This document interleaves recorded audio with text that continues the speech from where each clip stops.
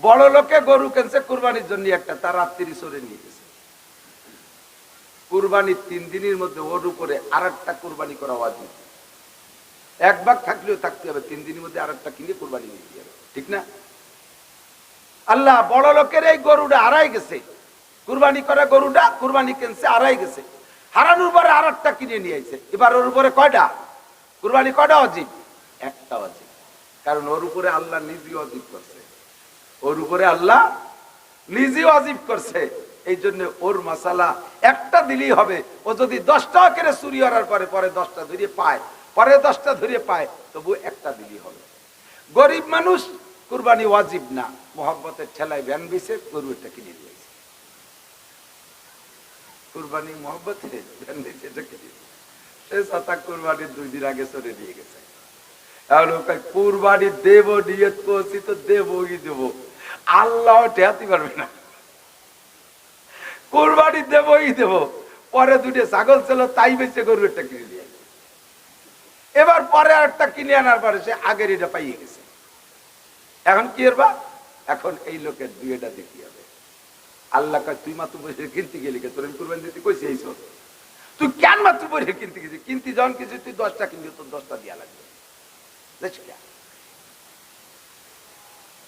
এক এক জায়গায় এক এক রকম মশালা, কথা কন ব্যবস্থা তো উপরে আসে। যারা রেগুলার নামাজ পড়ে তাদের উপরে শাসন একরকম, আর যারা ফাঁকে ফোকে পড়ে তাদের উপরে শাসন আর একরকম। যদি তাকে কই যে ওরম পড়লে হবে না, কয় তো তোরা পড়ি ফেলে, কেন একটু মোটেই পাবো যাও 2 একক তো ভয় কম, তাহলে হয় না তো তোরা কয় পাবো এটা পড়ি ফেলে, খালি তোরে বা মসজিদে দাঁড়াই পাবো না। এই জন্য নবী কয় না ওরে অত বড় চাপ দিচ্ছে, ও তুই রিয়াইতেছিলি, ও যে অক্ত বলবে সেই অক্তে খাতায় লেখা হবে। আর আপনি জীবন ভরে নামাজ পড়েন, হঠাৎ করে আপনার আসরের নামাজ ছুটে গেছে কারণ বছর, ওই আসর মনে থাকতে মাগরিব পড়লে হবে না, আগে আসর পড়িয়ে নিতে হবে। বেলা ডুবিয়ে যাচ্ছে তারপরে পড়িয়ে দিতে হবে। আজান দিছে ইকামতের আগে ছোট শুরু দিয়ে পড়িয়ে নেন, আগে পড়িয়ে দিতে হবে। এবার আর এর সাথে আর একটা মশলা কব, এই যে খুব ভেরি ভেরি ইম্পর্টেন্ট, এই যে মনে আসলো এই মশলা খেয়াল করেন, খেয়াল করেন। এখন এক অক্ত ছুটে গেছে, সেই অক্তরে পড়ছেন, পড়ার পরে সেই অক্ত মনে থাকতে আবার আসর ছুটে গেছে, মনে থাকতে মাগরিব পড়িয়ে বেলাইছে। আসর তো ওই নেই, আসর তো পড়েনি নেই, এই মাগরিব পড়ছেন তাও হয় নেই, মাগরিবও হয় নাই। এরপরে ওই 2 অক্ত ওই আসরের কথা মনে রয়েছে, আবার ব্যস্ততার মধ্যে ঈশা পড়ছেন, তাও মনে রয়েছে সেই ঈশা আসর পড়েন নেই, আবারও ঈশা পড়ছেন, এই ঈশা ওই নেই। পরে ফজরের সময় মনে রয়েছে যে আসর ছুটে গেছে, তাও পড়েন না, আবার সে ফজর পড়ছে, তাও ফজর হয়নি। এবার জোহরও পড়িয়ে ফেলাইছেন, সেই আসর না পড়িয়ে জোহর হয়নি। কয়েকটা হলো, কয়েকত্ব গেছে স্যার, ওই আসর বাদে চাই। ফিরে আবার আসরের সময় মনে রয়েছে যে গতকালকের আসর পড়ি নেই, আবারও আসর পড়িয়ে ফেলাইছে, এটাও হয়নি, এটাও হয়নি। আমি এত সুন্দর করে বললাম, তা হলো না, তা গেল কোয়ায় না, ওই তা গেল কোন জায়গা? কয় যে আছে এক জায়গা জমা, ও আনুর জন্য আরেকটা কায়দা আছে। ফিরে এই 5 অক্তর মধ্যে তুমি পড়বা না ওই অক্তরে, এই 5 অক্ত পড়ার মধ্যে ওই অক্তরে পড়বা না, 5 অক্তে একে একে চলে যাবে, ওই নেই বলে জমা হয়ে রয়েছে। ফিরে পরে যখন ঈশান নামাজ পড়বেন, ঈশান নামাজ পড়বেন, পরের অক্তে ঈশান নামাজ পড়বেন, ঈশা পড়ার পরে ওই আসর মনে থাকা সত্ত্বেও ঈশা পড়ছেন, 6 অক্ত হয়ে গেল। এই 6 অক্ত হওয়ার পরে এবার এই 6 অক্ত ধরে আপনার আমল নামে লেখা হয়েছে, এতক্ষণ পর্যন্ত লেখা হয়নি। বুঝাতে আমি তো বুঝতে পারছি একটু। এরপরে যাই আপনি আসর পড়বেন, এরপরে আসর পড়বেন। 6 অক্ত পড়ার আগে যদি আসর পড়েন, তাহলে পুরো এই পুরো পিছনের এই 5 অক্ত আবার পড়তে হবে না। আমি বলি হতে পারি না, আর খাই বলে ওয়াজের মধ্যে গুছিয়ে দিচ্ছে, এদিক টাকার মশলা বোঝেন নাই, বুঝছেন? আবার বোঝেন, আবার বোঝেন, এদিক টাকার দূর ওয়াজ যাওয়া হবে না, প্যাসেটটা পড়ে গেছে, এটা ছাড়াই যায় নাকি কোন, ঠিক না? এটা ছাড়াই যায়, ভালো করে বোঝেন। রেগুলার নামাজ পড়েন, কারণবশত আসর ছুটে গেছে, এই আসর না পড়ে পরপর 5 অক্ত নামাজ পড়ছেন, 5 অক্তই হয় নাই। পরিস্থিতি গেল কোন জায়গায়? আছে এক জায়গা জমা, এই 5 অক্ত খাতায় লেখা হয় নাই, সাইডে এক জায়গা রাখা আছে। এই 5 ওয়াক্তের ভিতরে যদি 5 ওয়াক্তের 2 ওয়াক্ত পড়ার পরে যদি ওই আসরে আবার পড়েন, ওই যে 2 ওয়াক্ত পড়ছেন না, আসর পড়ার পরে 2 ওয়াক্ত পড়ছেন, মাগরিব আর ইশা, এরপরে আসর পড়ছেন, আবারও মাগরিব ইশারও ভর্তি হবে। 5 ওয়াক্তের ভিতরে 5 ওয়াক্ত পড়ার চলে যাওয়ার আগ পর্যন্ত যদি ওই আসর পড়েন, মাঝখানে পড়েন, তাহলে আসরের আগে যে কয়েকত গেছে ওই কয়েকতরে আবার পড়িয়ে দিতে হবে, নইলে হবে না। এবার পড়তে পড়তে না ওই আসরের কথা মনে থাকতে থাকতে মাগরিব, ঈশা, ফজর, জোহর, আসর, পরের দিন মাগরিব, এই 6 ওয়াক্ত চলে যাওয়ার পরে যদি আপনি সেই আসর পড়েন, তাহলে এই 6 ওয়াক্ত আর পড়া লাগবে না। যদি 6 ওয়াক্ত হওয়ার আগে 5 ওয়াক্তর পঞ্চম ওয়াক্ত পড়ার পরে, পঞ্চম ওয়াক্ত পড়ার পরে, মাগরিব পড়ার পরে বা জোহর আসর পড়ার পরে যদি ওই আসর পড়েন, তাহলে গতকালকে আসরের পরের থেকে যে কয়েকত ছুটে গেছে ওই কয়েকতরে আর একবার পড়তে হবে। ওই নি রে বুঝতে কি পাচ্ছি দেখি তার লাগে জানে। হ্যাঁ, এর কয় ফাসাদে মৌকুফ, পড়া হয়েছে কিন্তু খাতায় লেখা হয় নাই, এক পাশে জমা রয়েছে। এই 5 ওয়াক্তরে খাতায় জমা করতে হলে 6 ওয়াক্তের মধ্যে ওই কাজা ওয়াক্ত ভর্তি পারবেন না, 6 ওয়াক্তের মধ্যে কাজা ওয়াক্ত ভর্তি পারবেন না। যদি 6 ওয়াক্ত পার হওয়ার আগে কাজা ওয়াক্তরে পড়েন, তাহলে ওর আগে যে ওই ওয়াক্তের পরে যে কয় ওয়াক্ত চলে গেছে ওই কয়েকতরে আর একবার পড়তে হবে, নইলে হবে না, আবার কাজা পড়তে হবে। কথা কি বোঝা গেছে? এর কয় ফাসাদে মৌকুফ। এবার যেই লোকটা সারা বছর বাইরে এইরকম টালটু বাল্টু করে, ওর তো ওইরকম না পড়াটা কত রয়েছে, এই জন্য আল্লাহ কয় তুই যে ওক্ত পড়বি সে ওক্ত হয়ে যাবে, যে ওক্ত পড়বা সেই ওক্ত চলে যাই। জায়গা মতো মনে আছে কোন জায়গা? জুমার দিনে যা সাইদা ইমামুকুল মেম্বারা ফালা সালাতা ওয়ালা কালাম। জুমার দিনে যখন ইমাম সাহেব মেম্বারে বসে যাবে তখন কোনো নামাজও নাই, কোনো কথাও বলবা না, নামাজও জায়েজ নাই, কথাও জায়েজ নাই। শুধুমাত্র ফজরের নামাজ যদি কাজা থাকে, ফজরের নামাজ যদি কাজা থাকে, তাহলে ফজরের নামাজটা বাইরে বারান্দায় যাইয়া এক কোনায় দাঁড়ায় পড়বা। তাই বলে ইমাম সাহেবের সামনে দাঁড়ায় যাবা না, সামনের কাতারে দাঁড়ায় যাবা না। ইমাম সাহেব মেম্বারে বসা আছে আর উনি গোলগালে যে আল্লাহু আকবার, তুমি নামাজ দাঁড়ায় কথা কইতে ফজরের নামাজ পড়তে পারি। তোমার মতো এরকম মুসল্লি বারান্দার এক কোনায় দাঁড়ায় নামাজ পড়িয়ে আসবা, ওই 2 রাকাত পড়িয়েছে বসবা, নইলে কোনো কি বলা হয় তাহিয়াতুল ওযুও নাই, ইমাম মেম্বারে বসার পরে তাহিয়াতুল ওযুও নাই, তাহিয়াতুল মসজিদও নাই, কোনো নামাজ নাই, এমনকি কবলাল জুমাও নাই। ইমাম সাহেব পড়ার মেম্বারে বসে গেছে, সব নামাজ বন্ধ, কথাও বলতে পারবেন না। আল্লাহু আকবার। ইজা সাইদা ইমামুকুল মেম্বারা ফালা সালাতা ওয়ালা কালাম। ইমাম সাহেব মেম্বারে বসার পরে তাহিয়াতুল ওযু হবে না। গোসল করছে বেলা 11টার সময়, আর জুমার আজানের পরে যে মসজিদে তাহিয়াতুল ওযু পড়ে, তাহিয়াতুল ওযু রক্ত নাই। তাহিয়াতুল ওযু রক্ত হলো ওযুর পানি গায়ে থাকতে থাকতে। কয় হুজুর তাহলে শীতকালে তাহিয়াতুল ওযু পড়াই হবে না, কারণ আত একখান দুই সেন্ডে মুছে ফিরে আর একখান দুই, পানি তো থাকতেই দেই না। কয় পানি থাকার অর্থ হলো মুসা আর না মুসা না, পানি থাকার অর্থ হলো ওযু বানানোর পরে যদি আমি গামছা দিয়ে মুছে না ফেলি, স্বাভাবিকভাবে পানি কতক্ষণ থাকে, অতক্ষণের ভিতরে পড়লে হবে। তাইতে আপনি মোছেন আর না মোছেন, কথা কি বোঝা গেছে? যদি না মুছে ফেলি তাহলে পানি কতক্ষণ থাকতো, অতক্ষণের ভিতরে পড়ার নাম হলো তাহিয়াতুল ওযু রক্ত। বিলাল হাবশী বলেন হুজুর ওযু বানানোর পরে আমি তাহিয়াতুল ওযু কখনো ছাড়ি না। ঘোষণা দেওয়ার পরে পাশে জিবরাইল আলাইহিস সালাম মাথায় হাত দিয়ে বলে নবী আলাইহিস সালামের, ইয়া রাসূলুল্লাহ সাদাকা বিলাল, আপনার বিলাল সত্য কথা বলেছে। ওই বিলালের নামাজের বড় নিশা, মনে আছে? নিশাতে চলে আইছি, বিলালের নামাজের বড় নিশা। আপনার বিলাল তাহিয়াতুল ওযুর জন্য ওযু বানাইয়া ওযুর স্থান থেকে যায় নামাজ পর্যন্ত হাইটা যায়। যে রাস্তাটুক ওযুর স্থান থেকে যায় নামাজ পর্যন্ত হেঁটে যায়, ওই রাস্তাটুক যেন জান্নাতি রাস্তা।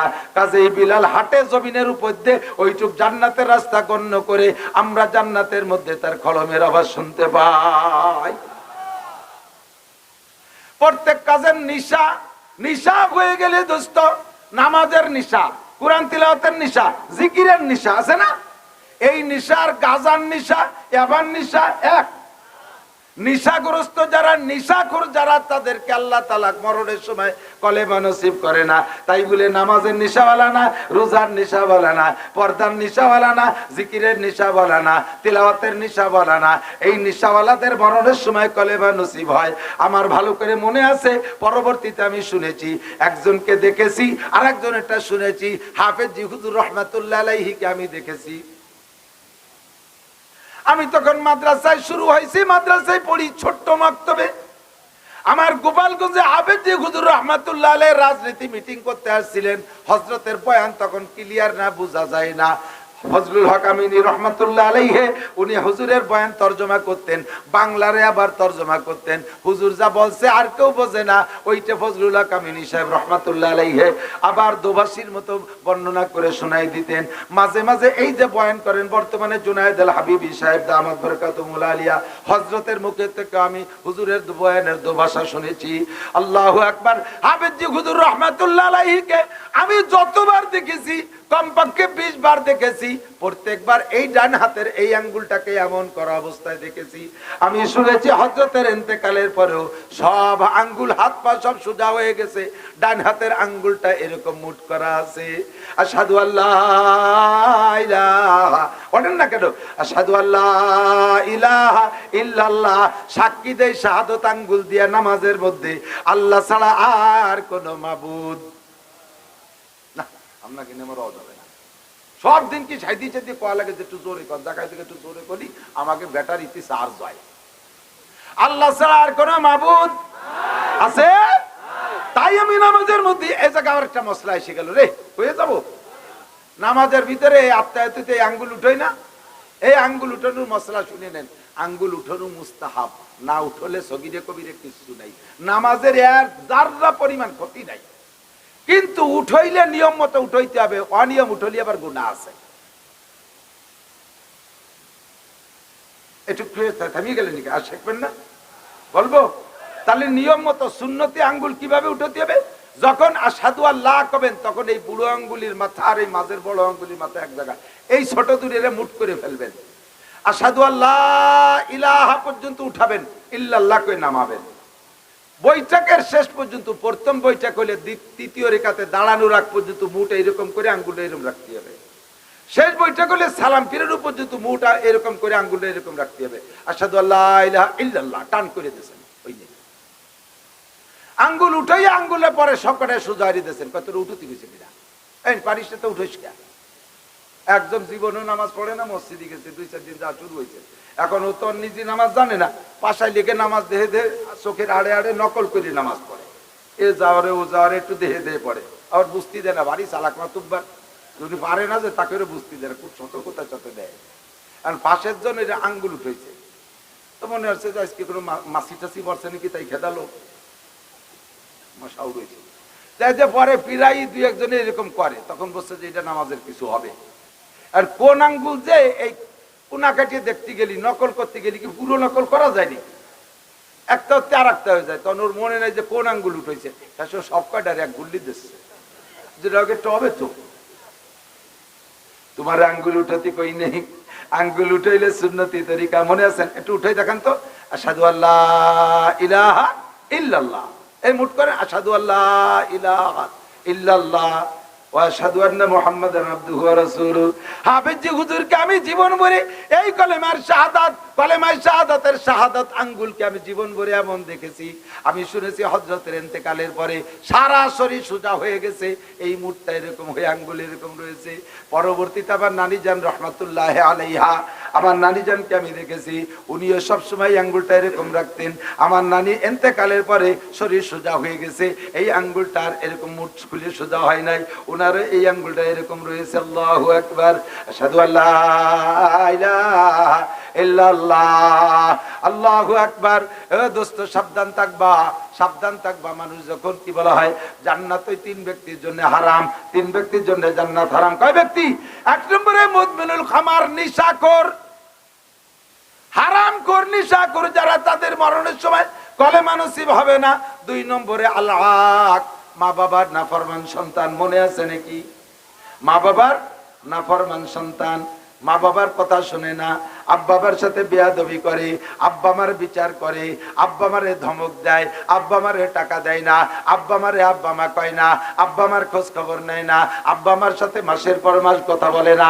এইরকম নাশেদার বেয়াদব উশৃঙ্খল সন্তান যারা আছো, ভালো করে মনে রাখো, ওরে আব্বা আমার দোয়া যেমন তাড়াতাড়ি কবুল হয়, আব্বা আমার বদ্ধ এরকম কবুল হয়। একে চশমে জাদান গাফেল আজা শাহনা বাসি, শায়াদ কেনে গা কুনা দা গাহনা বাসি, শায়াদ কেনে গা কুনা দা গাহনা বাসি। আব্বার সামনে শ্বশুরি হাত ধরে আব্বা আব্বা কইতে যাইতেছো, বলতে বলতে যাইতেছো, আর মনে মনে আব্বারে হিট দিচ্ছ, তোরে বাপ কবো না, দেখ আব্বার অভাব নাই আমার। এক আব্বায় পড়ার না বললি বিয়ে আরো 3টে করে শ্বশুর বানাবো সাইড দিয়ে, সাইড দিয়ে আব্বা কবো, তোর উত্তরে আব্বা কবো না। আরে ওই সাইড আব্বা জীবন গড়িয়ে ওযু বানাইয়া গোসল কইরা কাবার মধ্যে পড়ে সিজদা দিলেও তোর জন্য দোয়া করবে, সেই দোয়া কবুল হতেও পারে নাও হতে পারে। আর তোর এই জন্মদাতা বাপ পায়খানার মধ্যে দাঁড়ায় যদি বলে আল্লাহ আল্লাহ, মুখ দে না কই অন্তর থেকে যদি কয় আল্লাহ দেখো আমার সাথে কে বিয়াদবি করে, আরে রাস্তায় যাবি তো ট্রাকের তলে পড়ে ডলে শেষ হয়ে যাবি। এই বাপের দোয়া কবুল হয়, ওই বাপের দোয়া কবুল হয় না হওয়া নিয়ে সন্দেহ আছে। আরে এই মায়ের দোয়া কবুল হয়, তোরে ওই শাউরি মায়ের দোয়া কবুল হতেও পারে নাও হইতে পারে। কাজে আব্বা বাবার অন্তরে কষ্ট দিস না। আল্লাহ মা বাবার না ফরমান সন্তান, টাকা এনে আব্বার কাছে দিবি। আব্বারা এখন যারা বুড়ো হয়ে গেছে 80-90 বছরের বয়সী, ওনারা যখন ইনকাম করতে পারতেন তখন ওনাদের আমলে 1000 টাকার নোট ছিল না, ঠিক না? 1000 টাকার নোট হয়েছে তো সেদিন কে, শেখ হাসিনা আসার পরে, এই তাও এই যে এই কাতারে আসার পরে আর কি। তো 10 সাল না 8 সালে যেন 1000 টাকার নোটের জন্ম হয়েছে। 9 সাল সালটা করতে পারলি তো সগিরে কবি হচ্ছে না ভাবে। বারাল তোমার আমার আব্বা যখন কামাই করতেন তখন 1000 টাকার নোট ছিল না, সর্বোচ্চ 500 টাকার নোট ছিল। তুমি যখন 1 লক্ষ টাকা কামাই করে নিয়ে একটা বান্ডিল নিয়ে আব্বার কাছে যদি আব্বা আলহামদুলিল্লাহ আল্লাহ ব্যবসায় 1 লাখ টাকা দিয়েছে, এই জন্য আপনি একটু ধৈর্য বর্তন দিয়ে দেন। আব্বার হাতে দিলে আব্বা এই 1000 টাকার নোট দেখে চোখ বলে ওরে বাবা হাসিনে কত বড় যা বানাইছে, এই কইয়ে দেখে টাকা রে বান্ডিল খুলে একটু নাড়াচাড়া করে আর খুশি হয়, মিটমিটে হাসে। লাস্টে পুরো টাকাই তোমার হাতে ধরে দেয়, বাবা এ টাকা কাজে লাগানোর বয়স আমার নাই, আমার এখন সময় শেষ, তোমার টাকা তুমি কাজে লাগাও, তবে আমি কি 1000 টাকা রাখবো? তুমি বলবো আব্বা বান্ডিল তো খুচরো হয়ে যাবে না, আপনারা কি আমি আলাদা 1000 টাকা দেবো? আব্বা এবার পোলা বানাবো না, আমি এনতে নেবো, এরকম কয় আমি এই জায়গাতে, আচ্ছা তা ঠিক আছে রাখেন। আব্বা 1000 টাকা রাখে তোমার 99,000 টাকা দিচ্ছে, এই টাকা কাজে লাগাও। টাকা যেখানে লাগাবা ওই জায়গায় টাকার গাছ হবে, লক্ষ লক্ষ কোটি কোটি টাকা হবে। আব্বার হাতের বরকত তোমার টাকার মধ্যে ঢুকছে। আর আব্বার হাতে দিলে 1000 টাকা রাখতে যায় নাকি, এই হয় যে আব্বারে না কইয়ে আব্বা শ্বশুর আব্বার আব্বা আব্বা আব্বা আব্বা জিকির করতে আব্বা আমার টাকাটা একটা বরকত দিয়ে দেন। শ্বশুর নাড়াচাড়া হয়ে কয় বাবা আমার 25,000 টাকা লাগবে, ডলি কলেজে পড়ে, ওরে দিতে হবে, তুমি 75,000 টাকা। থ্যাংক ইউ আব্বা, থ্যাংক ইউ। হ্যাঁ শালিরে 25,000 টাকা দিয়ে দিচ্ছে, বাস থ্যাংক ইউ। 75,000 টাকা লাগাবি, ও টাকা কারুরই সম্পত্তির মতো মাটির তলে যাবে, ও উঠে কথা বলবে না, ও টাকা উঠে কথা বলবে না। স্যালো মেশিন কিন লাগাবি, স্যালো মেশিন বুঝছিস ব্লকের জন্য, ফক ফক করে গ্যাস বেরিয়ে পানি বেরিয়ে না। দিছি কোহে তুলে গাই বুঝিয়ে বেড়াই দিবার কিরণ 100 সত্যি, 100 সত্যি। আর কি তো স্যালো মেশিন, যাতে হাত দিবি তাই মাটির তলে যাবে। আব্বা মারে না দেখায় যদি ফাঁকিবাজি করিস। আল্লাহু আকবার। আল-হক, 3 জনের জন্য জান্নাত হারাম। এখান থেকে আমার কথা আছে, বাকি শেষেটা বলে যাই। অদায়ুস আল্লাযী ইউকিরু ফি আহলিহিল খুবুস, দায়ুস বলা হয় বেহায়া, বেশরম। আরো ক্লিয়ার বাংলায় বললি ভালোই বলা যায় বেশ্যা। সুবহানাল্লাহ, বেশ্যা। ওই দায়ুস যে তার পরিবারের ভিতরে বেপরদা নিজে তৈরি করে। আল্লাযী ইউকিরু ফি আহলিহিল খুবুস, পরিবারের ভিতরে বেপরদা প্রতিষ্ঠিত করে ইচ্ছাকৃতভাবে। ছেলে কলেজে পড়ে, বিয়ে করছে, আমাদের বয়ান শুনছে যে বউ ছোট ভাই বড় ভাইদেরকে দেখানো যায় না, ভাবিকে দেখতে পারবে না ভাইরা, দেওর ভাসুররা ভাবিকে দেখতে পারবে না।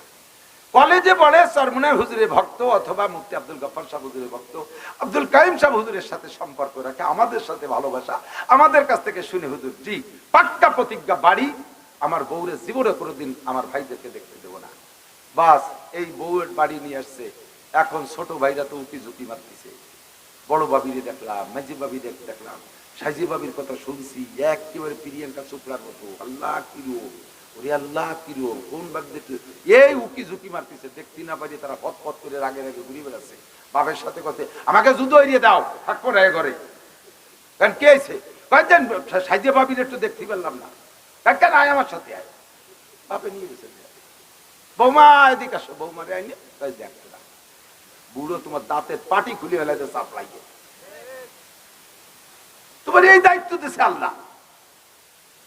ছেলে বিয়ে করে আনছে, এই বউটারে ঘরে আনবে কে? মুরব্বীরা কয়ে দেয় যে মেজো জামাই কোলে করে নিয়ে আসো। উনার বেটার বউ, যার বউ সে কোলে আরবে না, দুলোবাইতি কোলে নিয়ে পয়লা বরকত দুলোবাই রাতে হাতে চলে গেছে। এই আকাম মুরব্বীরা সহযোগিতা করে, আছে না নাই কথা বলে? ইন্নামাল দাইয়ুস, নামাজ পড়ো, জিকির করো, বিশ্ববিদ্যালয় মাইয়ে দিয়া মসজিদে বসে জিকির করো, আর কেন মারো সুবহানাল্লাহ। একজনের নাহে লাগিয়ে সে চিঠি কয় ওরে আল্লাহ, সুবহানাল্লাহ, নাহে লাগিয়ে কয় ওরে আল্লাহ, নাক ভেঙে গেছে। ছোটবেলায় গল্প শুনতাম, বাংলাদেশের হাজিরা তো যে বাই রোডে যেত, বাংলাদেশের একটু টাইটেই যেত, ইন্ডিয়া পার হওয়ার পরে ওরা একটু বাস টাস বানাইছে, এই সাধারণ রাস্তা। তো বাংলাদেশি হাজি সাহেব কায়দা মতো ধাড়ু ধুরু শেখ হাজি আল্লাহ যাইতেছে হজে, ইন্ডিয়া যাইয়ে বাসে উঠছে। বাসে উঠে তো সিট নাই, বাসে উঠে সিট নেই। এক সাধু উনারে দেখে, সাধু সিটি বসা, ইন্ডিয়ান সাধু। তো উনারে বলতেছে যে দাদা কোথায় যাবেন? কয় যে আমি পবিত্র স্থান মক্কায় যাব। হিন্দুরা যদিও হিন্দু, তবে মুসলমানদের ধর্মীয় প্রতিষ্ঠানগুলোকে অনেক হিন্দু খুব শ্রদ্ধা করে, মক্কা মদিনারে তারা খুব শ্রদ্ধা করে। তো বলতে ভগবান ভগবান আপনাকে এত সম্মান করেছে, আপনাকে ভগবান মক্কায় ডেকে নিচ্ছে। আমি তো অসুস্থ, না হলে আমি দাঁড়িয়ে আপনাকে ছিট দিতাম, তা আপনি আমার কোলেই বসুন। ইন্ডিয়ানরা এভাবে বলে, আপনি আমার কোলেই বসুন। এই মুটা দামড়া দুমড়ো 150 কেজি ওজনের হাজি যে বসাইছে কোলে পা। আর রাস্তাতে ভালো রাস্তা, আগে কত ভালো রাস্তা ছিল, ভাঙ্গা খাড়ি কুয়ো গর্ত বর্ত। বাসে যাইয়ে ধুম দিয়ে পড়ে, আর হাজি সাহেব ওই কোলের পর যাইবারে তলে ডমুটা আছে। তা হাজি সাহেবের তো নিচে ফোমের মতো মনে আছে, তো শক্ত শোক বাবু, উনি খুশিতে জিকির করে, শুকর আদায় করে, ইল্লাল্লাহ হক মক্কায় যাই। উনি খুশিতে জিকির করে ইল্লাল্লাহ হক মক্কায় যাই। আর ঠাউর তলের ব্যথায় কয় হরি কৃষ্ণ কষ্ট পাই। জিকির দুইজনই করে। হাজি সাহেব কয় ইল্লাল্লাহ হক মক্কায় যাই, ও তলের থেকে কয় হরি কৃষ্ণ কষ্ট পাই। কয় যেটা তার বছর আমি উঠে দাঁড়াই, কষ্ট পালি জিকির করা যায় না। মসজিদে বসে জিকির করো, লা ইলাহা ইল্লাল্লাহ কই কেন আরো আর একজনের নাক ভাঙ্গা যায়। মাইয়েটা তোমার পার্কে, জামাইটা তোমার আর এক জায়গায়, আরে তোমার বউটা আর এক জায়গায়। এই দাইয়ুসি স্বভাব বাদ দাও। পরিবারের ভিতরে যারা দাইয়ুসি, যারা বেপরদা প্রতিষ্ঠিত করে, তাদেরকে শরীয়তে বলে দাইয়ুস। আল্লাহর নবী বলেন দাইয়ুসুল্লাযী ইউকিরু ফি আহলিল খুবুস। তুমি যদি কাবা ঘরের মধ্যে যাইয়া মরো, তোমার বাড়ি বউ বাচ্চা বেপরদায় রেখে গেছো তুমি ইচ্ছাকৃতভাবে, ও জায়গাও তোমার মরণের সময় কলেমা নসিব হবে না। সবে রাত সবে কদরে যদি মরো, তবুও কলেমা নসিব না হওয়ার সম্ভাবনা। আরে রমজান মাসে যদি মরো, তবুও তোমার কলেমা নসিব না হওয়ার সম্ভাবনা, কারণ তুমি পরিবারের ভিতরে বেপরদা প্রতিষ্ঠিত করেছো। পর্দা বড় দামি জিনিস। আল্লাহর নবী বলেন লিল ঈমানে বিদুমা সাবুনা শুবা, ঈমানের 77টা শাখা আছে। জোরে বলেন কয়টা? 77টা শাখা আছে। ফাআফযালুহা, এক নম্বর শাখা হলো কাউলু লা ইলাহা ইল্লাল্লাহ। ঈমানের 77 শাখার এক নম্বর মূল মেরুদণ্ড হলো লা ইলাহা ইল্লাল্লাহ। এরপরে হুজুর বলেন ওয়াল হায়াউস, কি বলা হয়? ইমাতাতুল আযানি তারিক। ঈমানের 77 শাখার আরেকটা শাখা হলো রাস্তার থেকে কষ্টদায়ক জিনিস ফেলে দেওয়া।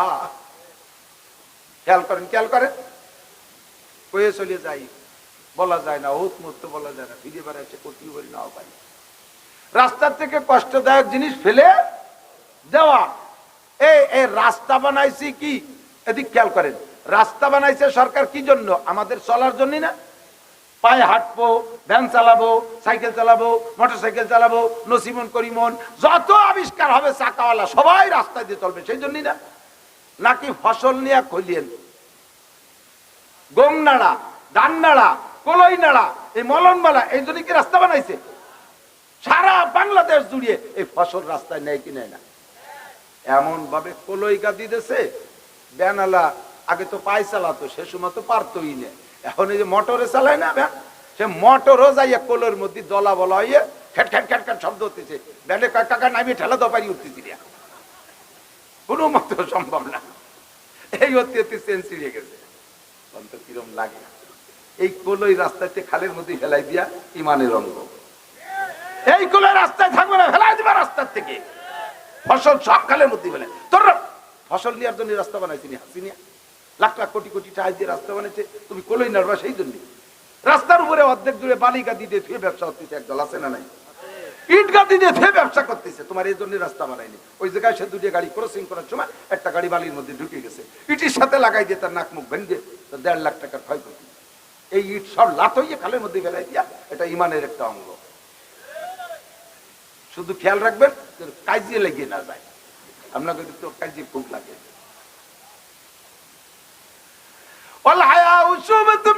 ঈমান 77 শাখার আরেকটা শাখা হলো লজ্জা। বলেন লজ্জা ইমানের অঙ্গ।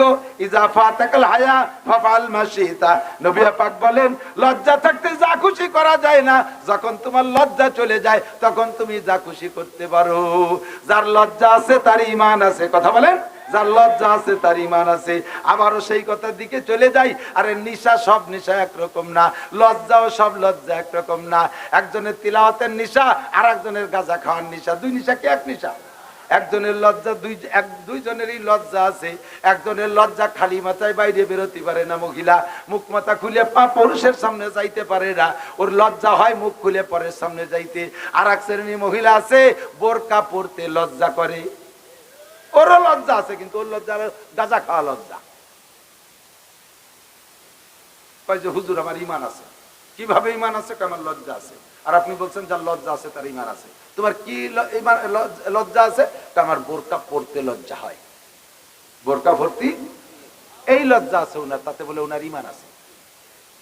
আল্লাহ হেফাজত করে বলেন আমিন। 2 নম্বরটা তিন ব্যক্তির জন্য জান্নাত হারাম, মনে আছে তো? 2 নম্বর হলো কি? আল হক, মা বাবার নাফরমান সন্তান। এ যুবক মনে রাখ, ওয়াইস করনি রহমাতুল্লাহ আলাইহি মায়ের খেদমতের কারণে, মনে আছে? মায়ের খেদমতের কারণে নবী পাকের কাছে সাহাবা হওয়ার সৌভাগ্য নিতে পারে নাই। মৃত্যুর আগে নবী আলাইহিস সালাতু ওয়াস সালাম একটা জামা জুব্বা মানাকেবে ওয়াইসের ভিতরে মিশকাত শরীফের মধ্যে আছে হাদিস, ওয়াইস করনির জন্য একটা জুব্বা রেখে গেছে, যেটা আমার ওয়াইসটা দিও করনে আমার এক পাগল আছে। এবার এই কিসসারের সাথে নিয়া আমার জারি যাত্রা কলসা জৈটু মৈটু বাবার দরবার, খাজার দরবার, গাজার দরবার আর বাউল ফাউল এরা যাইয়ে যে এমন এমন বানানো শুরু করছে। ওই জামা নিয়ে এক সাহাবা গেছে ওয়াইস করনির কাছে, ওয়াইস করনিকে যে বলছে আমি রসুলের সাহাবা, নবী তোমার জন্য জামাটা দিতে, আমাকে দিয়ে ঘুরে যাওয়া দিতে, এই জামা আমি নিয়ে আসছি তোমার জন্য, তুমি আল্লাহ নবীর কত গুরুত্বপূর্ণ, তুমি একটু দোয়া করো আমার জন্য। ওই ওয়াইস লোকটা দেখে ওয়াইস করনি কয় খোদার কসম তুমি আল্লাহ নবী সাহাবা না। কেন আমি সাহাবা না? আমি নবীকে 20 বছর ধরে দেখছি, আমি সাহাবা না তো সাহাবা কিনা? তুমি সাহাবা বানিয়েছো। কয় না তুমি সাহাবা হতে পারো না, তুমি আশাকে রাসূল না, কারণ তোমার মুখে এখনো দাঁত দেখতেছি। দাঁত থাকবে না তা কি হবে? ভাত খাবো না, গোস্ত খাবো না, দাঁত থাকতে আল্লাহ যদি না নেয় তা আমি ফেলাবো কি? কয় যে এই দেখো আমি ওয়াইস করনির মুখে একটা দাঁতও নাই। কেন নেই? আমি শুনেছি ওহুদের ময়দানের যে নবী কাবেরের সাথে লড়তে লড়তে পাথরে আঘাতে দাঁত ভেঙে গেছে, আমার কানে আসার সাথে সাথে আমি পাথর দিয়ে আঘাত করে একটা দাঁত ভেঙে ফেলাইছি। পরে ভাবলাম আমি তো জানি না নবীর কোন দাঁতটা ভাঙছে, চিন্তা করলাম যে নবীর যেটা ভাঙছে আমার যদি সেটা ভাঙ্গা না হয় তাহলে তো মেল হলো না, কাজে কাজে পাশেরটা ভাঙছি, ওইটা ভেঙে চিন্তা করলাম যদি নবীর এটা না ভেঙে থাকে, এরপরে এই করতে করতে পুরো 32টা দাঁত ভেঙে ফেলাইছি, আমার মুখে একটা দাঁতও নাই। আর তুমি এতগুলো দাঁত নিয়ে এসে নবীর সাহাবা বলো তুমি মিথ্যে কথা বলেছো। জোরে কন্যা নাউজুবিল্লাহ। 100% গাঁজাখুরি গল্প। নবী আলাইহিস সালামের দাঁত ভাঙছে বলে ওয়াইস করনি দাঁত ভাঙছে। তো ওই দিন ওহুদের যুদ্ধে তো নবীর মাথার ভিতরে পাথরের আঘাতে হেলমেট ব্যাঙ্গে ঢুকে গেছিল, ওয়াইজ করনি তো একটা হেলমেট মাথায় নিয়ে পাথর দিয়ে গাই দিয়ে মাথার মধ্যে তো হেলমেট ঢুকলো না, দাঁত ভাঙ্গার সময় বাংলা তো হেলমেট ভেঙে মাথায় নাও, তা তো নেও নাই, এ গল্পটা তো কাও না। ওয়াইজ করনি হেলমেট ভেঙ্গ মাথায় নেই নাই, দাঁত ভেঙ্গ মুখরে সাফ করে নাই, এইটা সম্পূর্ণ কাজা করি কথা। তবে মায়ের খেদমতের জন্য নবী পাকের কাছে যাইতে পারে নাই, কথা মনে আছে? আল্লাহু আকবার। এবার আব্দুল কাদের জিলানী রহমাতুল্লাহ আলাইহি সম্পর্ক বলে, উনার গায়ে উনার এই অবস্থা, ও দোস্তরে উনার নাম কইলে গায়ের থেকে একটা লোম ঝরিয়ে যাবো। জায়গা আর একটা গল্প আমি না কই পারতেছি না, ওয়াইজ করনির গল্প কব। ওয়াইজ করনি রহমাতুল্লাহ আলাইহির এই বয়াতিরা গায়ে, বয়াতিরা কয় সম্পূর্ণ মিথ্যে কথা। কিয়ামতের ময়দানে বয়াতিকে থাপড়ায় দাঁত ফেলাই দেবে ফেরেশতারা আল্লাহর হুকুমে। ভালো করে মনে রাখো, মিথ্যে কথা মোটে গানের মধ্যে কইবা না। তুমি যা পারো সত্যি কথা বলো, বাজনা বাজাইও না, দলের মধ্যে মাইয়ে রাখো না, নাবালেক পোলাপান রাখো না, নাবালেক পোলাপান। যেই দলের ভিতরে নাবালেক দাড়িবিহীন পোলাপান থাকে, ওই দলের ভিতরে অ্যাক্সিডেন্টের সম্ভাবনা থাকে। এই অ্যাক্সিডেন্ট ভাষায় ব্যক্ত করতে পারছি না, কম্পেয়ার যদি বুঝে থাকেন তাহলে বুঝবেন। অ্যাক্সিডেন্টের সম্ভাবনা থাকে, দাড়িবিহীন পোলাপান বড়দের সাথে এই গানের দলের মধ্যে হওয়া কবিরা গুনাহ হারাম, কবিরা গুনাহ এই দলের মধ্যে থাকা হারাম। এর কারণেই আলী হাসান ওসামা বলেছেন, আলী হাসান ওসামা বলেছে, একদল মৌলবীরে তার পরনে, মৌলবী তার পরনের কাপড় খুলে বেলায় দিচ্ছে। হাজারো অভিজ্ঞতার আলোকে বলেছে, গানের দলের ভিতরে মাইয়েরা থাকতে পারবে না, গানের দলের গানের মধ্যে বাজনা হতে পারবে না, গানের মধ্যে মিথ্যে কথা হতে পারবে না, গানের দলের মধ্যে নাবালেক পোলাপান থাকতে পারবে না, দাড়িবিহীন পোলাপান। যেই গান গাইতেছে বড়রা, ওই দলের ভিতরে থাকতে পারবে না নাবালেক পোলাপান। 5 নম্বরে, গানের ভিতরে কথা যদিও সত্য, কিন্তু ওই সত্য কথা এমন সত্য কথা হতে পারবে না যাতে মানুষের চরিত্র নষ্ট করে। মানুষের চরিত্র নষ্ট করা সত্য কথা। এই যে মমতাজ খাতুন গায়, এবার আল্লাহ তার দেশে বসাইয়ে, ঠিক না? চাচি আম্মা হ্যালো, আল্লাহ বুকটা ফাটিয়ে যায়, বুকটা ফাটিয়ে যায়। সত্যি কথা, মুহাব্বতে বুকটা ফাটিয়ে যায়। এই কথা কইলিবেরা কি কোন মানুষের অন্তরটা আল্লাহর হস্তে কান্তি কান্তি মসজিদে যায়? তার ভিতরে যৌন সুরসুরি বাড়ে না? আমরা ছোটবেলা শুনতাম গান গাইতো, রূপে আমার আগুন জ্বলে, যৌবন বারাওয়াঙ্গে, প্রেমের সুধা পান করে নাও, আয়ে রে আমার দিওয়ানা। এই কইয়ে রুকুতি গেলি নামাজ হবে না? রাতভর এই গালি একটা 1000 নেকি হবে না? একটা উমরার সওয়াব তো হবেই। দাঁত ফেলাই দেবে তাপড়াইয়ে 6:30।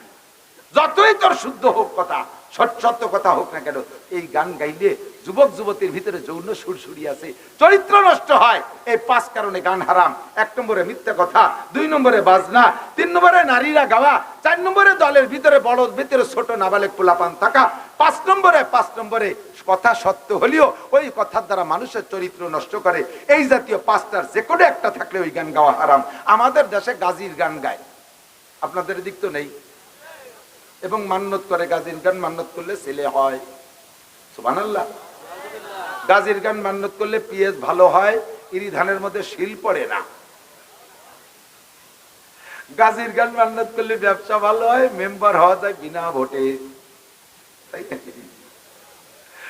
আল্লাহ, গাজীর গান মক্কায় নাই, মদিনায় নাই, চরমুনায় নাই, বিশ্ব ইস্তেমায় নাই, আব্দুল গফফার সাহেবের ওখানে নাই, হাটাদারি, বটিয়া, বাবুনগর, জিরি, নাজিরাট, লালবাগ, ফরিদাবাদ, মালিবাগ, যাত্রাবাড়ি, গহরডাঙ্গা, কাসেমুল, শামসুল, মদিনাতুল উলুম, কোন উলুমের মধ্যে নাই। বিশ্বের কোন মুহাদ্দিস গাজীর গান জানে না। গাজীর গান গায় কয় জৈট, বৈশো, বগল পার্টি। এত বড় বগল, 2 বগল চাইছে, সাফ করে দিলে 1 রান্না করে 1 তাও হয়, শোন কিনা লাগবে না, কথা কর না। এই গাজা পার্টি, মৈশো পার্টি, বগল পার্টি, ওরা গাজীর গান গায়। তাই যে বলে আল্লাহ মান্নত করলি, সেই গানে বলে ছেলে দেয়, মেয়ে দেয়, মেম্বার বানায়, কোটিপতি বানায়, জুতোর বাড়ি হবে কপালে। আল্লাহ এই সমস্ত মিথ্যে কথা বুজুর্গ গানে দিনে নামের সাথে সেট করে, কি করে না, কথা কয়। ওয়াইজ করনি মার খেদমতে থাকার কারণে নবীর কাছে আইসা সাহাবী হতে পারে নাই। না দেখলে সাহাবী হবে না। দূরের থেকে নবীরে কলেমা পড়ছে নবীর জামানায়, কিন্তু নবীকে দেখে নাই কোনোদিন, সাহাবী হতে পারবে না। নবীর সাহাবাকে দেখছে, তাবে হতে পারবে। তো এত বড় সম্মান আব্দুলকে ওয়াইজ করনি ছেড়ে দিয়েছেন মার খেদমতে। এই ওয়াইজ করনি বয়াতিকে ওয়াজ, আর কি বয়াতিকে ওয়াজ, এই ওয়াইজ করনি নবীর বাড়ির পাশে বিলালের বাড়ি আইসা জিজ্ঞেস করছে, বিলাল তোমার মুখ বেজার কা? কয় হায়াত নাই, হায়াত কমে গেছে, আর মাত্র 7 দিন আছে। খান হুজুর খান। হযরত বিলাল ওয়াইজ কর্ণীরে রুটি খাতি দিয়েছে, রুটি খাইয়া এরপরে তোমার হায়াত কয়দিন আছে? কয় 7 দিন। আমি ডাইন পাশে ফুটা একটা দিয়ে দিলাম, কত হলো? 70। এখন থেকে তোমার হায়াত 70 বছর। ওয়াইজ কর্ণী হযরত বিলালের বাড়ি আইসা রুটি খাইয়া তার বয়স 7 থেকে 70 বানাই দিয়ে গেছে। পাশের বাড়ি মুহাম্মদুর রাসূলুল্লাহ, আল্লাহর নবীর বাড়ি, নবীকে দেখে সাহাবী হয়ে গেল না, অথচ বিলালের বাড়িতে রুটি খেয়ে চলে গেল। এই গাঁজাখড়ি গল্প গানের মধ্যে গায়। কথা কোন আছে না নাই? আছে, শুনছেন না আপনারা? আমি হয়তো সম্পূর্ণ বিস্তারিত কইতে পারি, আমি বিষয়বস্তু বলে ফেলাইছি। তাজা মিথ্যে কথা, ঠিক কিনা? হযরত মুআবিয়া রাদিয়াল্লাহু তাআলা আনহু, মুআবিয়া রাদিয়াল্লাহু তাআলা, সাহাবাদের নাম শুনলে একটু বলেন রাদিয়াল্লাহু তাআলা আনহু। বিলকুল কোনো কিলোকাল করবে না, কাতেবে ওহী। মদিনায় যাওয়ার পর, রাসূল মদিনায় যাওয়ার পরে হযরত মুআবিয়া মুসলমান হয়েছে। এই হযরত মুআবিয়া শিক্ষিত যুবক ছিলেন, হুজুরের সাথে ওহী লিখতেন। একটানা 30 বছর তাহাজ্জুদের নামাজ ছোটে নেই। একটানা 30 বছর তাহাজ্জুদের নামাজ ছোটে নাই। একদিন তাহাজ্জুদ ছুটে গেছে, এই যে কান্না কানছে, দিনের বেলা কানতে কানতে রুমাইল মুড়ি দিয়ে অন্য সাহাবাদের সামনে মসজিদে আসছে ওক্তীয় নামাজ পড়তে, রুমাইল মুড়ি দিয়ে মুখ কেউরে দেখায়নি লজ্জাতে যে তাহাজ্জুদ ছুটে গেছে। আমাকে ফরজ নামাজ ছুটে যায়, জুমার নামাজও ছুটে যায়, এরপরে বুক ফুলাইয়ে নাচতে নাচতে আসে, তুই জুমার নামাজ পড়ি না? কয় না, আজকে 1.5 বিঘে পেঁয়াজ লাগাইছি। গেছে একদিন জুমো গেছে, তাতে কি পেঁয়াজ লাগাই দিয়েছে, বুক ফাটা ফেলাই দেবে মমতাজ জেলাতে গিয়ে। দুনিয়া কামাই করতে যাইয়া বুক ফুলাই হাঁটো নামাজ ছাড়িয়ে দিয়া। হযরত মুআবিয়া তাহাজ্জুদের নামাজ ছুটে গেছে, দিন ভরে কাঁদছে, কাঁদতে কাঁদতে যায় নামাজ ভিজে গেছে, নিচে কাদা কাদা হয়ে গেছে। কি জন্যে যায় নামাজ আছে? তাহাজ্জুদ ছুটলো গত রাত্রে ঈশার নামাজের পরে একটু টাইম বেশি ধরে, একটু বেশি টাইম এই কোরআন শরীফ তিলাওয়াত এবং একটু জরুরি মিটিং ছিল, ওই করতে করতে রাত বেড়ে গেছে। বেশি রাত্রে ঘুমাইছি বিদায় তাহাজ্জুদের সময় উঠতে পারি নাই। এই জন্য এই তাহাজ্জুদ ছুটে যাওয়ার জন্য কানছে, ধুমসা কান্দা, দিন ভরে কানছে। আজকে থেকে প্রতিজ্ঞা করছে, জীবনে যত বড় জরুরি কাজ আসুক না কেন, যত বড় জরুরি কাজ আসুক, সব ঈশার আগে সারবো। আমি ঈশার নামাজের পরে আর সজাগ থাকবো না, বিছানায় চট করে শুয়ে পড়বো, যাতে আমি ফজরের নামাজ এবং তাহাজ্জুদের নামাজ ঠিক মতো পড়তে পারি। এই প্রতিজ্ঞা করছে। আজকে প্রতিজ্ঞা করিয়া তাড়াতাড়ি শুয়ে পড়ছে, ঈশা পড়ে শুয়ে পড়ছে। জাস্ট টাইম তাহাজ্জুদের সময় মনে আছে 6 ঘন্টা ফজর গোড়ায় চলে আইছি, কিন্তু গিয়ে ঘুরতে ঘুরতে আল্লাহ তাহাজ্জুদ যাতে না ছুটে যায়, টাইম মতো 6 ঘন্টা ঘুমাইয়া সজাগ হয়ে গেছে। আমি শুয়ে শুয়ে একটু মোড়ামুড়ি রেস্ট নিচ্ছে, ঘুমাইয়ে কষ্ট হয়ে গেছে, শুয়ে শুয়ে একটু রেস্ট নিচ্ছে, উঠবে তাহাজ্জুদের জন্য উঠবে। এই ঘুম ভেঙে গেছে, ইতিমধ্যে কে যেন মাথায় এসে এরকম নাড়াচাড়া দিচ্ছে, পাততালে সুরসুরি দিচ্ছে।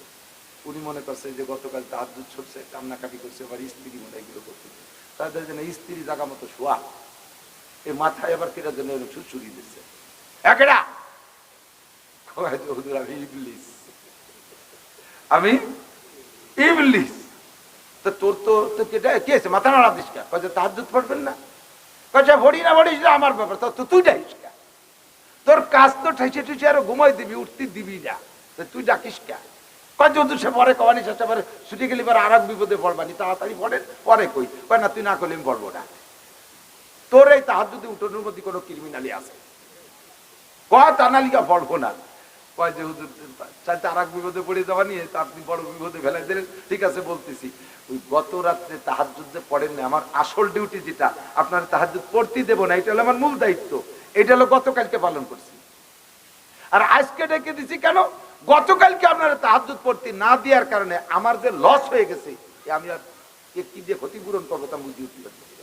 আপনি এক রাত তাহাজ্জুদ ছুটার কারণে সারাদিন যে পরিমাণ কাঁদছেন, সারাদিন যে পরিমাণ কাঁদছেন, তাতে 30 বছর লাগাতার তাহাজ্জুদ পড়েও আল্লাহ পাকের কাছে ওই কান্নার কারণে যে মর্যাদায় পৌঁছাইছেন, 30 বছর তাহাজ্জুদ পড়ে ওই মর্যাদায় যাইতে পারতেন না।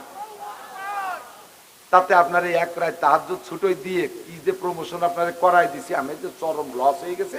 এই জন্য আমি নিয়ত করছি যে আর কোনো জায়গা যাই না যাই, ডেলি রাত্রি এসে আপনার তাহাজ্জুদের জন্য ডেকে দেবো, ওঠেন তাড়াতাড়ি ওঠেন। হুজুর কয় শয়তান, ইন্নাহু লাকুম আদুব্বুম মুবিন। আল্লাহ পাক তো খালি খালি বলে নাই, শয়তান তোমাদের প্রকাশ্য পরোক্ষ প্রত্যক্ষ শত্রু। কথা বলেন ঠিক না? ইবাদত কইয়া আমাদেরকে গুনাহ করাই দেবে, ইবাদতের মধ্যে লস করাই দেবে। ও আইসে ডাকে উঠে দেবে, বুজুর্গ একজন এরম ডাকে উঠে দিয়েছে তারে, ওঠেন হুজুর। তারপরে হুজুর উঠছে, কয় কি রাত্রি, কয় হুজুর আমি ইবলিস, এর ডাইরেক্ট পরিচয় দিয়েছে, হুজুর আমি আজে বাজে কেউ না, এর বংশীয়, আমি নিজেই ইবলিস। তুই আমার ডাইস কে, হুজুর তাহাজ্জুদ পড়বেন না, মসজিদে যাবেন না? কয় উঠি না উঠেছি না আমার ব্যাপার, তুই ডাইস কে? কয় যে না আসিল, আমার তো বিপদের শেষ নেই, আমার তো কি আমার তো কপাল পড়ছে, আপনাদের মতো বুজুর্গানের দিনের সাথে একটু খাই খেদমত করে যদি জান্নাতে যাইতে পারি। তাকে হুজুর ওযু করবেন না গোসল করবেন? হুজুর কয় কেতাই দিয়ে তোর দরকার, কয় যে পানিটা একটু আমি জোগাড় করে দিতাম। কয় যে না তোর দাম পানি আনবো না, তুই শেষে পানির মধ্যে কি হিসাব টিসাব করে দিস নাকি নষ্ট করতে তোর। কয় হুজুর আপনার চোখের সামনে আপনি যে পানি বলবেন সেই এলো, আল্লাহর কি ওর মধ্যে উল্টো পাল্টা হবো না। হুজুর কয় যে তোর গোসল ওযু করলি অত গোসল জল পানি তুই দিচ্ছিস, শয়তানরে কাজে লাগাতে পারতেছি, পানি গোসলই করি। কয় যে ঠান্ডা পানি দিয়ে গরম পানি দে, তার মানে পানি দিয়ে একটু গরম করে দিতাম। হুজুর কয় যে ঠান্ডা পানি দিয়ে ও অত, তার তুই যখন করিয়ে দিবি তা গরমই করিতে, মানে শয়তানরে খাটাচ্ছে। গরম পানি করে দিয়েছে, গোসল টোসল করাইয়া সুন্দর করে দয় মশাই টুসাই দিয়ে এরপরে কছে হুজুর নামাজ কি মসজিদই পড়বে না ঘরে পড়বে? কয় যে মসজিদই তো পড়বো। কয় হুজুর তাহলে আমি একটু গাড়ি হইলে আগে দিয়ে আসি, আমার গাড়ি ওঠে। কয় শয়তান তুই কোর মধ্যে নিয়ে ফেরাবি নি, বাদ দে তোর গাড়ি উঠবো না। কয় যে না হুজুর আল্লাহ ফিরে আমি আর ভদ্রতার সাথে নামাই দিয়েছি। তার হুজুর চিন্তা করলেন যে আজকে শয়তান চড়বো, দিন ভরে গল্প দিতে পারবেন যে শয়তানের গাড়ি উঠছি, তার নেই গাড়ি ফিরে নেই, শয়তান গাড়ি করে নিয়েছে, হুজুরের যত্ন সহকারী মসজিদে নামাজ দিয়েছে, মানে কোনো জায়গা যারা পরিমাণ ত্রুটি করে নাই। পানিও ভালো, গরম পানি, হুজু গোসল করাইয়া গাড়ি করে মসজিদে আগাই দিয়েছে। হুজুর মসজিদে নামে কয় যে তুই তো আজকে কোনো ইনকাম তোর হলো না, সবই যে আমার হলো, এর মধ্যে কি তোর কোনো লাভ আছে? কয় যে হুজুর এর মধ্যে লাভ আছে। আপনি যদি নিজ যোগ্যতায় ঘুম থেকে উঠতেন, এই আরামের ঘুমকে চোখের কষ ভেঙ্গে যদি উঠতেন কষ্ট করিয়া, তাহলে ময়দানে যাইয়া কাফেরের সাথে যুদ্ধ করার নেকি পাইতেন। ওই ঘুমটা আপনি ভাঙ্গেন নাই, আমি ছেলে ঠুলে উঠে দিছি, ওই নেকি আপনার বাতি দেয়নি। গোসলের পানি নিজে বানাইলে এই মোটা একটা নেকি পাইতেন, ওইটার থেকে আমি শেষ করে দিছি, ওটা আমি নিয়ে নিছি, আমার তো কোনো নেকি হবে না, তবে আপনারে পাইতে দেয়নি। মসজিদে যদি পায়ে হেঁটে আসতেন কদমে কদমে নেকি পাইতেন, আমি গাড়ি এরিয়া নিয়ে দিছি, সেই কদমে নেকি পান নাই। ইন্নাহু লাকুম আদুউম মুবিন।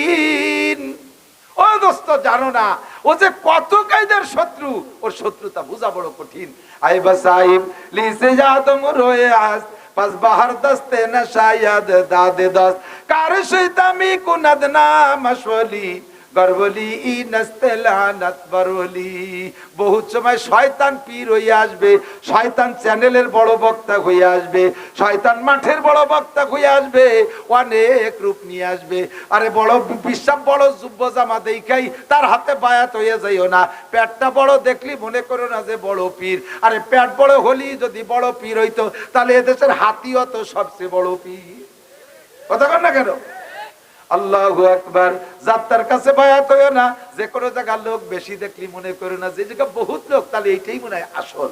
যদি মেলা লোক এক জায়গা হলে আসল হয়, তাহলে আমার উড়াকান্দি ঠাউর বাড়ি 20 লাখের বেশি হয়, তো উড়াও তাহলে আসল।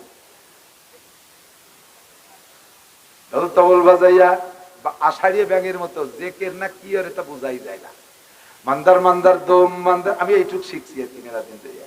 মান্দার মান্দার দোম মান্দার মান্দার দোস্তগীর, কোন কিতাবে লেখা আছে মান্দারে ফকির। এ চাল দিলাম ডাল দিলাম আরো দিলাম কত কি, কও দিরে দয়াল তোমারা শোনে লাগবে কি। বাবু ব্যাগ কাঞ্জেল যে শুনি, এরপরে গাইতেছে হাই হাই হাই, দল ধরি তোকে হাই চাইজ করতেছে, কটা কুত্তো বসা ছিল ওরা রাস্তার ওই পাশে দৌড়ে চাই গিয়ে। জিকির না কুত্তো খেদানি। জিকির যদি শিখতে চাও আব্দুল গফফারের কাছে যাও। লা ইলাহা ইল্লাল্লাহ লা ইলাহা ইল্লাল্লাহ। আরে জিকির যদি শিখতে যাও তাহলে বলেন 2, আমার সাথে বলেন 2, জোর হলো না, 3, 4 ফেব্রুয়ারি। একই জিকির হল নাকি? একই জিকির নাকি? হ্যাঁ ও জিকির, বলেন 2, 3, 4 ফেব্রুয়ারি 2024 জাতীয় সংসদ নির্বাচন, জোর বলেন কি? বিশ্ব ইজতেমা, জোরে বলেন। জোর হলো না? এর মধ্যে বাজ আছে নাকি? কোনো ভেজাল আছে? ওলামায়ে কিরাম যে জায়গা যাবে আমরা সেখানে যাব। মুফতি আব্দুল গফফার সাহেব যেখানে, ইসমাতুল্লাহ কাসেমি যেখানে, আব্দুল কাইয়ুম সাহেব যেখানে, হেলাল উদ্দিন সাহেব যেখানে, এহিয়া মাহমুদ সাহেব যেখানে, জাবর আহমদ সাহেব যেখানে, বাংলাদেশের আমাদের ফরিদপুরের উজ্জ্বল নক্ষত্র এরা, লিয়াকত আলী সাহেব যেখানে, আমরাও, ঠিক না? আল্লাহ আছে সেখানে, ইন্দ্রা আছে যেখানে, বলেন আল্লাহ আছে সেখানে, উলামায়ে কিরাম যেখানে, আল্লাহ আছে, উলামায়ে কিরাম যেখানে, হাটাজারি হুজুররা যেখানে, পটিয়ার হুজুররা যেখানে, দেওবন্দি উলামায়ে কিরাম যেখানে, এই সব উলামা যেখানে, আল্লাহ আছে, আল্লাহ আছে যেখানে, আল্লাহ আছে যেখানে, আল্লাহ আছে যেখানে, ওলামায়ে কিরাম 2, 3, 4 ইজতেমায় আছে, আল্লাহ সেখানে আছে, আমরাও সেখানে আছি, ঠিক কি না? হকু ফাঁকি বাদ দেন, এই 2, 3, 4 ইজতেমায় আল্লাহ দিলে এত লোক হবে যে পায়খানায় 500 লোকের সিরিয়াল পড়ে যাবে, যথেষ্ট মানুষের ইনশাআল্লাহ লুঙ্গি নষ্ট হয়ে যাবে পায়খানায় যাওয়ার আগে, এত লোক। আর এরপরে আরেকটা ইজতেমা হবে, এক একজনে 50টা করে পায়খানা ভাগে পাবে। লোকের সমাগম এত বেশি হবে যে এক একজনে 50টা করে পায়খানা ভাগে পাবেন। একটার মধ্যে খেয়ে খাবেন, একটার মধ্যে শুয়ে থাকবেন, একটার মধ্যে পায়খানা করবেন, অ্যাভেলেবেল পায়খানা। প্রথম পর্বের ইজতেমায় ওযুখানায় যাইয়ে 500 লোকের সিরিয়াল পড়ে যাবে। আর দ্বিতীয় প্রোগ্রাম দেখছি তো বিগত সময়, দ্বিতীয় প্রোগ্রামে যে ইজতেমা হবে সে জায়গা মানুষ নাই, দেখি যে দুটি গাইতি দিয়ে কুলিয়ে দিচ্ছে, গাইতি গরুতি ওযু বানাচ্ছে, মানুষ নাই, এটা কি হবে? ইজতেমারে কলঙ্ক করছে বিশ্বই। প্রথমটার ভিডিও ছাড়ে না, প্রথম ইজতেমার ভিডিও ছাড়ে না, দ্বিতীয় ইজতেমায় মাঠ ফাঁকা, এবার ভিডিও ছেড়ে, এবার ইজতেমায় জনসংখ্যা কম, মুসলমানদের পরাজয় চরমভাবে ঘটেছে। ইজতেমার নামে দ্বিতীয়টা মুসলমান জাতির এই বিশাল ঐক্যকে ভাঙ্গে চুরে তছনছ করে দিয়েছে, মুসলমানদের এই বিশাল মাজমাকে, এই ইজতেমার যে সুনাম ছিল সেটিকে ধ্বংস করে দিয়েছে। কথা বলেন ঠিক ঠিক না? ওটাই যে আমাদের দরকার নেই, আমাদের জাগতিক ভাইরালের দরকার নেই। আল্লাহ পাকের কাছে আমরা যাতে মকবুল হতে পারি, আহলে হক ওলামায়ে কিরামের সাথে যাবো তো ইনশাআল্লাহ। যাওয়া কত আসান করে দিয়েছে আল্লাহ তাআলা। আগে পদ্মা নদী পার হওয়াটা বড় রিস্ক ছিল, ফেরি পাওয়া যায় না, গাড়িকে গাড়ি, কত কষ্ট হয়েছে। এখন ব্রিজ হয়ে গেছে, আসানের সাথে চলে যাবে, ব্রিজ হয়ে গেছে। গত রাত্রে আমি ঢাকা থেকে আসছি, কুয়াশা, ব্রিজের গোড়ায় যখন আসছি কুয়াশায় ব্রিজও দেখা যায় না। ব্রিজে কুয়াশা রেখালাম, ও কুয়াশা কাম হবে না, বহুত জ্বালাইছো। যে সময় ফেরিতে পার হয়েছি 13 ঘন্টা বছর কুয়াশা, আর আজকে সারের গোড়ায় উঠে গেছি 8 হাতি বেঁধে না। যত বড় কুয়াশা হয় ইনশাআল্লাহ 5 মিনিটের জায়গাটা 10 মিনিট লাগে, যাবোই যাবো ইনশাআল্লাহ। আর চলেই আসছি আলহামদুলিল্লাহ। আমরা এবার আলহামদুলিল্লাহ বিশ্ব ইজতেমায় যাবো তো, বিশ্ব ইজতেমায় যাবো তো ইনশাআল্লাহ। আল্লাহ কবুল করুন, বলেন আমিন, জোরে বলেন আমিন। আল্লাহু আকবার। ও দোস্ত এদিক তাকান, আমি আয়াত পড়ছি আর হাদিস পড়ছি, তরজমা বলে শেষ করে দেওয়ার টাইম শেষ। আমি 11টা পর্যন্ত ওয়াজ করি, বড় আনন্দের সাথে, খুব মজা লাগতেছে। এই অল্প কয়েকজন মানুষ, তো আমার যে কোনো ছোট মাহফিল আর কি, অনেক ছোট মাহফিল, তবে আপনাদের সাথে কথা বলতে আমার ভালো লাগছে। আপনাদের কষ্ট হচ্ছে নাকি? আমি সুরও জানি না, তালও জানি না, এদিক তাকান, ভাইরাল হওয়ার বয়সও নাই। বর্তমানে ওয়াজ চলতেছে বিভিন্ন ব্র্যান্ডের উপরে, ব্র্যান্ড চেনেন তো, ব্যবসা হয় গ্রুপের উপরে, আকিজ গ্রুপ, বসুন্ধরা গ্রুপ। কারণ একা একজন এরকম বড় টাকার মালিক হইয়া একটা ইন্ডাস্ট্রি বানানো কঠিন, যা 2-5 কোটি টাকা হয়েছে ওই নিয়ে একটা গ্রুপের সাথে যোগ দেয়, শেষে গ্রুপের সাথে বড় ব্যবসা হয়। এই যে পরিবহন দেন না, পরিবহন গ্রুপ, কমফোর্ট গ্রুপ, তারপরে আরো কি কি গ্রুপ আছে যত, গ্রিন লাইন, লাইন, ওখানে হলো লাইন, পরিবহন হলো লাইন, এই লাইনই যোগ দিয়ে দিতে হবে। আমাদের করিম গ্রুপ, এই আপনাদের করিম গ্রুপে আমাদের টুঙ্গিপাড়া এক্সপ্রেস, বহুত গাড়ি, এক একজন 2-5টা পরিবহন কেনে, এই 5টা পরিবহন যেতে একটা লাইন কেনা যায় না, ওই গ্রুপের সাথে যোগ দেয়, তার সাথে চলে যায়। এর নাম হলো গ্রুপ ব্যবসা। আর কি ব্যবসা? গ্রুপ ব্যবসা। বর্তমানে উলামায়ে কিরাম মাঠে আসতেছে গ্রুপ ব্যবসা নিয়ে, গ্রুপ ব্যবসা নিয়ে। এক একজনে এক এক গ্রুপের সাথে সংযুক্ত হইয়া সেই ডিজাইনে, সেই কণ্ঠে, সেই সুরে ওয়াজ করতে পারলি মার্কেট পাওয়া যাবে। সে বয়স আমার নাই, আব্দুল গফফার সাহেবের গ্রুপ নাই, আব্দুল কাইম সাহেবের গ্রুপ নাই, লিয়াকত আলী সাহেবের গ্রুপ নাই, আমারও গ্রুপ নাই, আমাদের কায়দায় আমরা বয়ান করি। কণ্ঠ নাচাতে যাইয়া দুটো ভালো কথা মানুষকে বলবে, এই কণ্ঠ ঠিক রাখতে যে কি যে কয় তাই তার হুঁশ নাই যে আমি কি করছি। ঘুরিয়ে ঘুরিয়ে খালি সুরটা ঠিক থাকে নাকি, ব্রান্ডের থেকে সরিয়ে না যায়, ব্রান্ড ঠিক রাখতে ফালতু বাদ দেন। উম্মতকে কিছু বলার চেষ্টা করতে হবে। উম্মতকে কিছু, আমার সুরের দরকার নাই, আমার কিছুর দরকার নাই, আমি যা বুঝছি উম্মতকে সেই কথাগুলো বুঝানোর ফিকির, এইটা হবে বক্তাদের দায়িত্ব। আপনারা কি আমার কথাগুলো বুঝছেন? আব্দুল কাইম সাহেবের এলেমের সামনে আমি মক্তবের পোলা পানো না, সেই মানুষটা আপনাদেরকে পড়াইছে। আল্লাহ পাক তার বয়ান থেকে আমাদের নূর হাসিল করা তৌফিক দান করবেন। আমি যে কথাগুলো বলছি এই কথাগুলোকে বাড়ি নিয়ে যাবে ইনশাআল্লাহ, যাবে। আল্লাহ পাক রব্বুল আলামিন বলেন, নাসির তুমি যেভাবে একেবারে খ্যাকম্যাক করে ধরছো আজকে, আমার বান্দারা তো ভয়তে পরান খাউলে গেছে, এরা তো দুর্বল হয়ে গেছে, একটু সাহস দাও। এবার আল্লাহ পাক বলেন, ইনতাজতানিবু কাবাইরা মা তুনহাউনা আনহু। আমার দিক বড় মজা, শেষ ফিনিশিং। পেশাব আইছে, ভারী পেশাব আইছে। এদিক থেকে আমি মাঝে মাঝে ও বলে থাকি, গাই দোয়ানোর আগে ফানাতি হয় না, পানাতি হয় না বাসুর দিয়ে না পানাইয়ে বান ধরে টানলি দুধ বেরোবে, বান ছিঁড়ে যাবে, ঠিক না? এবার পানানো হয়ে গেছে, আগে বানায় না আগে দোয়ায়? আগে বানায় না আগে দোয়ায়? তাহলে পানানো হয়ে গেছে, দোয়ানোর সময় যদি কয় বানাইছি এটা নাইছি আমি থাকবো, বালতিটা নিয়ে যা, একদিকে দোয়া পিতালে রয়েছে, বালতিটা সরাই নিয়ে গেছে, দুধ বাড়ি যাবে নাকি? ওয়াজেরও সিস্টেম, শুরু দিল ফানাতি আয়, শেষে দোয়াতি আয়। এতক্ষণ বানাইছি এখন দোয়াবো, সেই সময় বালতি নিয়ে বাড়ি যাই, চলবে, দুধ বাড়ি যাবে না। বসতে হলো দোয়াইয়ে বালতি বলে দেবো, 2-3 মিনিট শেষ হয়ে যাবে ইনশাআল্লাহ। আমার দিকটা থাকবে ইনতাজতানিবু কাবায়ের, আল্লাহ কয় কবিরা গুনাহগুলো যদি তুমি ছেড়ে দিতে পারো, নুকাফির আনকুম সাইয়্যাতিকুম, তোমার জীবনের সমস্ত সগীরা গুনাহ আমি আল্লাহ তাআলা বিনা তওবায় মাফ করে দেব। হয়ে গেছে না? বালতি ভরে গেছে না? যদি তুমি কবিরা গুনাহ ছাড়তে পারো তাহলে তোমার সব সগীরা গুনাহ মাফ করে দেব, সব সগীরা গুনাহ মাফ। নুকাফির আনকুম সাইয়্যাত সিস্টেম কি? আল্লাহ পাক বলেন, আকিমিস সালাতা তারাফাইন নাহারি ওয়া যুলাফাম মিনাল লাইল ইন্নাল হাসানাতি ইউযহিবনাস সাইয়্যাত যালিকা যিকরা লিয-যাকিরিন। দিনে রাতে কয় ওয়াক্ত নামাজ? জোর হলো না, সবাই বলতে হবে কয় ওয়াক্ত? 5 ওয়াক্ত। কি 5 ওয়াক্ত? কি 5 ওয়াক্ত? কি ওয়াক্তীয় নামাজ কয় ওয়াক্ত? আমি ভালোরে পড়াচ্ছি কেন মিয়া, কিয়ামতে যে কয়টা লিয়ে তো শুনিই নেই কোনোদিন। আমি কি যদি শুনতাম তাহলে কি নামাজ না পড়িয়ে ছাড়তাম নাকি? আমি কিন্তু শুনিই নেই যে নামাজ 5 ওয়াক্ত। আমি তো মনে হচ্ছে যে নামাজ খালি শুক্রবারে জুমুর নামাজ। আপনি মুখ দিয়ে বলছেন, আমল নামায় লেখা হয়ে গেছে, আমার দায়িত্ব শেষ। নামাজ কয় ওয়াক্ত? আরো জোরে। এই 5 ওয়াক্ত নামাজ হাতের 5টা আঙ্গুলের মধ্যে আপনি খুঁজে পাবেন। এই হাতের 5টা আঙ্গুলের ফাঁকার সেটিংও যেমন 5 ওয়াক্ত নামাজের ফাঁকার সেটিংও, এইটা ফজর, এইটা জোহর মাঝারি ফাঁকা, আসর মাগরিব ঈশা ছোট ছোট ফাঁকা, এইটা যদি ঈশা আর এইটা যদি ফজর হয় তাহলে সারা রাতের একটা লম্বা ফাঁকা, ঠিক না?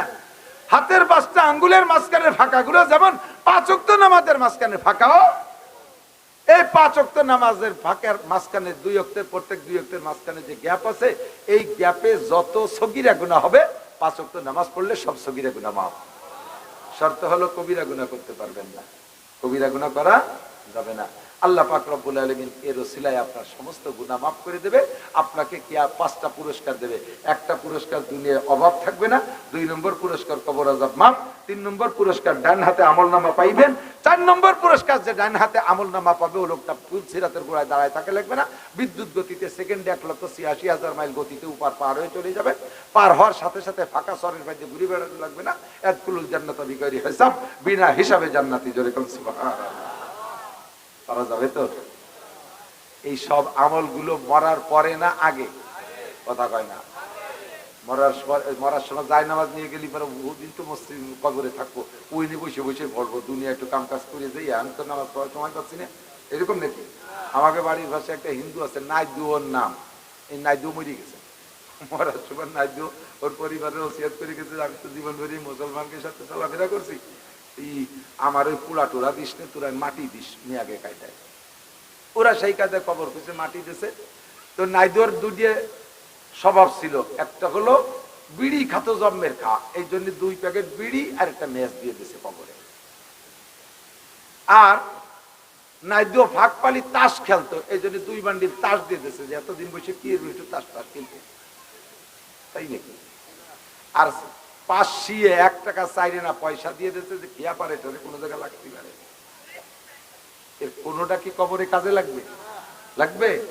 কিচ্ছু লাগবে না। জামাতাল ইনসান ইনকাতানহু আমালুহু, সব আমল বন্ধ, নামাজ বন্ধ, রোজা বন্ধ, হজ বন্ধ, যাকাত বন্ধ, ফরজ বন্ধ, ওয়াজিব বন্ধ, গান বন্ধ, জারি বন্ধ, যাত্রা বন্ধ, মদ বন্ধ, গাঁজা বন্ধ, ইয়াবা বন্ধ, ফেন্সিডিল বন্ধ, সব বন্ধ, ভালো বন্ধ, বন্ধ বন্ধ, সব বন্ধ। কবরে কিচ্ছু চলবে না, কবরে চলবে শুধু ব্যবহার।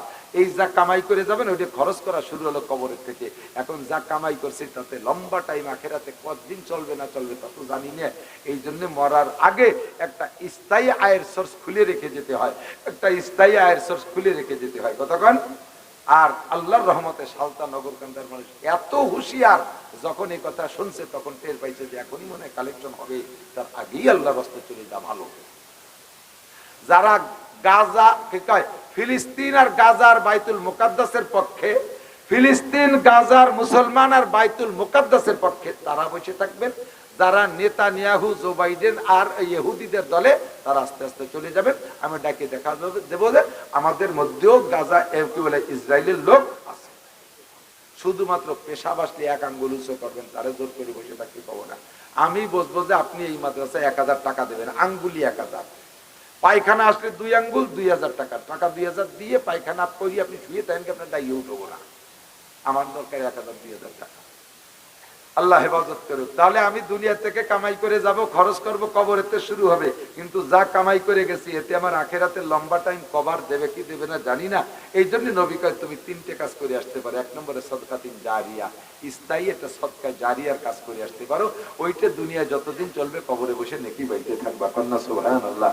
2 নম্বরে আও ইলমিন ইউনতাফাউ বিহি, 2 নম্বরে কোরআন হাদিসের সহিহ ইলম উম্মতের জন্য রেখে আসতে পারো। সদস্য হুজুর দেশে আসার কারণে আলেম উলামা আসা শুরু হয়েছে। তারপরে থেকে বাহিরদের হুজুররা হয়েছে, আমাদের দেশে হাজার হাজার আলেম উলামা হয়েছে। যত মানুষ আলেম হয়েছে সমস্ত মানুষ ইলম পড়েছে নাকি আমার সদস্য হুজুর তাই পাবে। আমরা মিস করবো না, আমাদেরটা আমরা পাবো, ওনাকে আল্লাহ তাআলা দিয়ে দেবে। আমি প্রায় আমার ছাত্র প্রায় 1000-এর উপরে মাওলানা হয়ে গেছে। 1000-এর উপরে ছাত্র আমার মাওলানা মুফতি মুহাদ্দিস হয়েছে। ওদের ছাত্ররা আবার হাজার হাজার হয়ে গেছে। ওরা পড়ে জেনে কি পাবে? আমার এখানে এসে জমা হবে। আমার এখান থেকে আবার পার্সেন্ট চলে যাবে তা আমার উস্তাদের, সেখান থেকে চলে যাবে তার উস্তাদের, যাইতে যাইতে সদস্যের পরে পাবে হুসাইন আহমদ মাদানী, তার উস্তাদ পাবে কি বলা হয় মাহমুদুল হাসান দেওবন্দি, তার উস্তাদ পাবে কি বলা হয় হযরত কাসেম নানুতুবি রহমাতুল্লাহ আলাইহি। এমন করে যাইতে তাহলে থাকবে বিশ্ব নবী মুহাম্মদুর রাসূলুল্লাহ সাল্লাল্লাহু আলাইহি সাল্লাম পর্যন্ত। আমরা যদি এতটুকু নাও পারি, কমপক্ষে আমার টাকায় মাদ্রাসার 2টে ছেলে কোরআন শরীফ পড়া শিখুক, আমার টাকায় 2টে ছেলে কোরআন শরীফ পড়া শিখুক, তাহলে তার থেকে হাজার হাজার আলেম হবে, সে নাকি আপনি পাবেন।